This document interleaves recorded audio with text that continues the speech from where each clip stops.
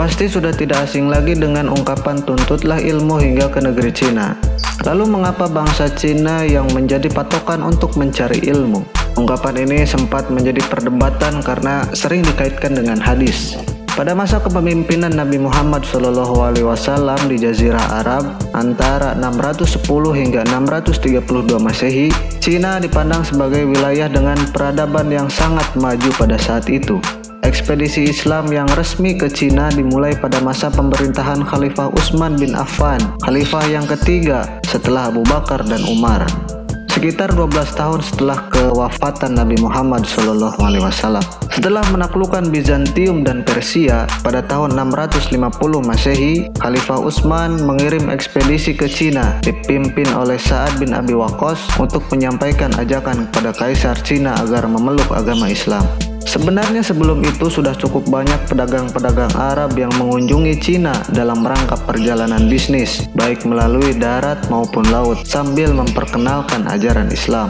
Untuk memperlihatkan kekaguman pada Islam, dalam History of Islam in China, Kaisar Yongwei memerintahkan dibangunnya masjid pertama di Cina, Masjid Kota Kanton, yang didirikan sejak 14 abad yang lalu dan masih berdiri hingga saat ini. Salah satu kawasan pemukiman Muslim yang pertama kali berdiri di Cina ada di kota pelabuhan ini.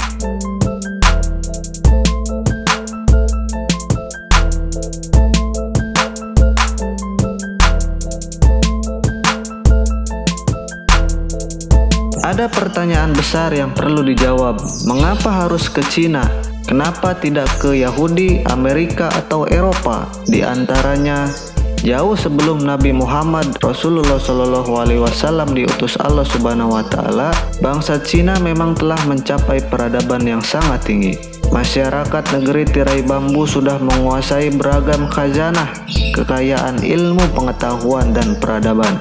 Dalam dunia perdagangan, penduduk Cina dikenal sebagai masyarakat yang sangat pandai. Karena itu di beberapa negara di dunia, penduduk Cina turut meramaikan perekonomian sebuah negara.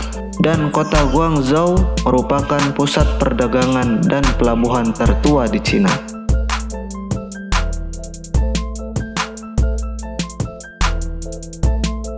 Tidak bisa dipungkiri bahwa umat Islam juga banyak menyerap ilmu pengetahuan serta peradaban dari negara ini. Beberapa contohnya antara lain ilmu ketabiban, kertas, serta bubuk mesiu. Kehebatan dan tingginya peradaban masyarakat Cina ternyata sudah terdengar di negeri Arab sebelum 500 Masehi. Saat dinasti Tang berkuasa, masyarakat Cina sudah mengenal uang kertas. Mereka melakukan perdagangan atau pertukaran uang kertas bersamaan dengan Kekaisaran Romawi dan Persia. Pada perkembangan berikutnya, Marco Polo, seorang pedagang dan penjelajah asal Italia, ketika berkunjung ke Cina, sangat kaget ketika melihat kemajuan negara ini. Menurut pengalamannya, mengunjungi berbagai negara, orang-orang masih menggunakan emas dan perak sebagai alat transaksi, bukan kertas. Lalu setelah ia meneliti lebih lanjut, ternyata China telah membuat uang kertas yang dihasilkan oleh kulit pohon mulberry.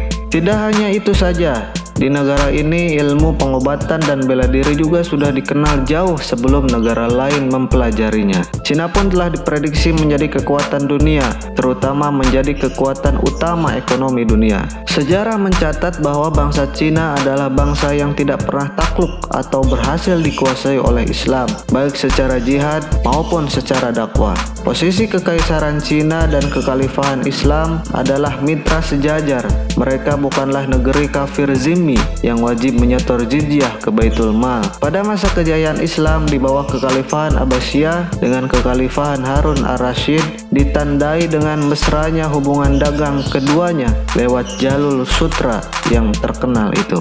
Dari garis besar bangsa-bangsa di dunia, hanya Cina dan bangsa timur lain seperti Jepang dan Korea yang belum pernah dikuasai oleh Islam.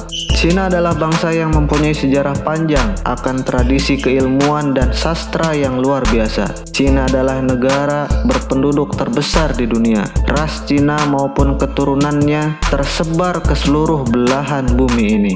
Dari zaman batu hingga ke perunggu, dan mulai jalur sutra hingga ke jalur laut, bangsa Cina selalu mengambil peran sentral dalam percaturan dunia.